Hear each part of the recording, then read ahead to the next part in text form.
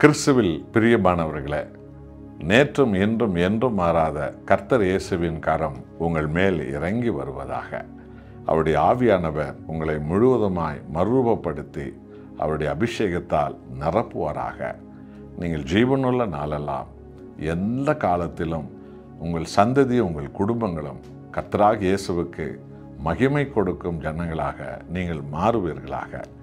45ஆம் சங்கீதத்தில் 7வது வசனத்தில் ஆவியான தேவன் இந்த மகத்துவமுள்ள அபிஷேகத்தை குறித்து நமக்கு அவர் போதிக்கிறார்.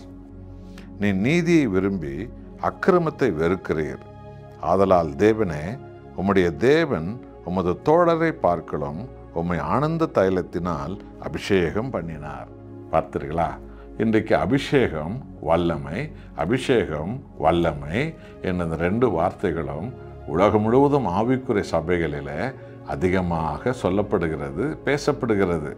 அபிஷேகத்தை பெற்றுக்கொள்ளுங்கள், வல்லமையை பெற்றுக்கொள்ளுங்கள் என்று எல்லாரும் ஆர்ப்பாட்டத்தோடு கூட சபை ஆராதனைகளில் எல்லாருமாய் விரும்புகிறார்கள்.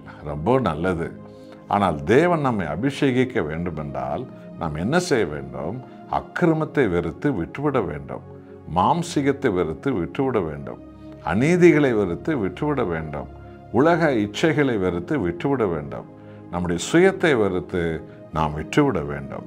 இப்படி நமது சுயத்தை சாகடிக்க விட்டுவிட பரம தகப்பன் அவருடைய அபிஷேக ஆவியால் நம்மை நிரப்பி ஆனந்த தைலத்தாலே நம்மை அவர் எழுப்புவார். அப்பொழுது நமது வாழ்நாளில் எல்லா செயல்பாடுகளிலும் தேவ ஆவியானவருடைய ஆளுகை இருக்கும், தேவ ஆவியானவருடைய சத்தியம் இருக்கும். தேவ ஆவியானவர் இயேசுவை மகிமைப்படுத்தி உயர்த்தி காட்டுவார். அபிஷேகம் சகல கட்டுக்களை முறித்துவிடும், எல்லா நோய்களை முறித்துவிடும், எல்லா தீமைகளை முறித்துவிடும், எல்லா எதிரிகளுடைய தடைகளை அபிஷேகம் முடித்துவிடும்.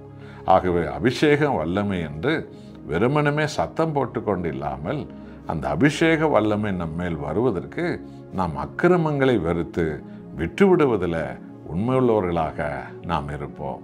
ஜெபிப்போமா? அன்புள்ள தேவனே, நாங்கள் அபிஷேகப்படவும் நாங்கள் உமது வல்லமை பெறவும் நீர் விரும்புகிறீர். ஆனால் வெறும் அபிஷேக வல்லமை என்று சொல்லிக் கொண்டிருப்பதனால் மாத்திரம் அது ஒருவரையும் நிரப்பி விடாது. அக்கிரமங்களை சாகடிக்கிறவர்கள், பாவத்தை சாகடிக்கிறவர்கள், சுயத்தை சாகடிக்கிறவர்கள், ஆண்டவர் இயேசு கிறிஸ்துவிற்கு தன்னை முழுவதும் தருகிறவர்கள் மேல்தான் அந்த அபிஷேகம் வல்லமை நீர் இறக்குகிறீர், ஊற்றுகிறீர். அப்படியாக நீ செய்கிறதற்காக ஸ்தோத்திரம். இயேசு நாமத்தில் பிதாவே, ஆமென். அன்பானவர்களே, சுயத்தை அனுதினமும் சாகடியுங்கள், மேன்மையானவைகளை நீங்கள் காண்பீர்கள்.